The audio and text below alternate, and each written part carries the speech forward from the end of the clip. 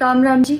मुझे आप लोगों से बहुत ज़रूरी बात करनी है क्योंकि मैं 2 दिन से बहुत ज़्यादा परेशान हूँ क्योंकि कंटिन्यू मेरे पास डीएम आ रहे हैं कि ये जो लखनऊ वाला इंसिडेंट हुआ इसमें मैंने कुछ बोला क्यों नहीं, एक्शन क्यों नहीं लिया, थप्पड़ क्यों नहीं मारा। और कुछ लोग मुझे ही गलत समझ रहे हैं, कुछ मीम्स पे लिख रहे हैं कि ये तो हंस रही थी, मजे ले रही थी। कि पब्लिक में कोई मुझे ऐसे टच करके जाएगा उसमें मुझे खुशी होगी, मुझे मजे आएंगे।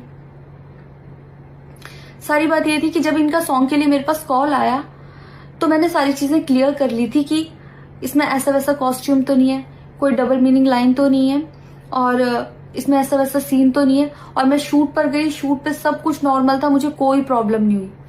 जब इन्होंने मुझे लखनऊ के इवेंट के लिए बोला तो मैंने हाँ बोल दिया क्योंकि मुझे शूट पर भी कोई प्रॉब्लम नहीं हुई थी।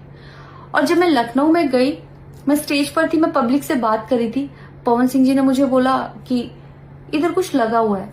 उससे थोड़ी देर पहले ही मेरी ड्रेस वो न्यू थी, साड़ी में नीचे टैग लगा रह गया था।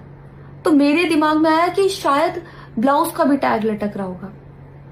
मैं हंसकर उस चीज को दबा रही थी कि अगर मेरा टैग लगा भी है तो वो चीज जिस टाइम मैं पब्लिक से माइक में बात कर रही हूँ उस टाइम ना बोल के साइड में भी बोली जा सकती है, इसलिए मैं उस चीज को उस टाइम पे दबा रही थी। मैंने हंस के टाला, अवॉइड किया और फिर दोबारा बात करने लगी। वो बोले नहीं कुछ लगा है, नहीं कुछ लगा है। तो मैंने कहा नहीं लगा, वो बोले लगा हुआ है। तो मुझे लगा कि शायद ये तो मेरे को लग रहा था कि कुछ लगा है इसलिए ये बोल रहे हैं। और पर फिर भी मैंने हंस के वहां पे टाला, पब्लिक से अपनी बात कंप्लीट की। कंप्लीट करने के बाद जब मैं अपने टीम मेंबर से मैंने पूछा साइड में जाके कि कुछ लगा है, क्या लगा है, उन्होंने बोला कुछ भी नहीं लगा था। जब मैंने देखा मेरे सच में कुछ नहीं लगा था, तब मुझे बहुत ज्यादा बुरा लगा, गुस्सा आया और रोना भी आया।